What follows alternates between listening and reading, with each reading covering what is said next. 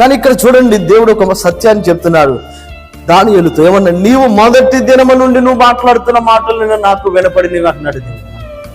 మొదటి దినము నుండి నువ్వు ఎప్పుడైతే నీ మనసు తగ్గించుకొని నా సన్నిధిలో ఉపవాసం ఉండి ప్రార్థన చేయడానికి, నీవు నా సన్నిధిలో నువ్వు కనపడటానికి వచ్చావో, ఆ మొదటి దినము నుండి నేను ఈ మాటలు వింటున్నాను. మన దేవుడు మనల్ని నిర్లక్ష్యపరచువాడు కాదని. సరే, ఇప్పుడే కదా వచ్చావు, చెయ్యి ప్రార్థన చేయి. ఎన్ని రోజులు చేస్తావో చెయ్యి, వింటానులే. 3వ రోజు నీ ప్రార్థన వింటానులే, లేకపోతే 10వ రోజున నీ ప్రార్థన వింటానులే, 21వ రోజు నీ ప్రార్థన వింటానులే. ఇప్పుడే కదా వచ్చావు, 7వ వారంలో నీ ప్రార్థన వింటానులే.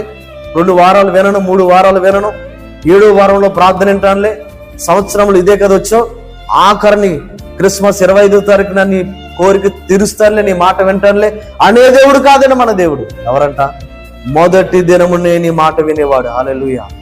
మొదటి రోజునే నీ మాట వినేవాడు. ఎప్పుడైతే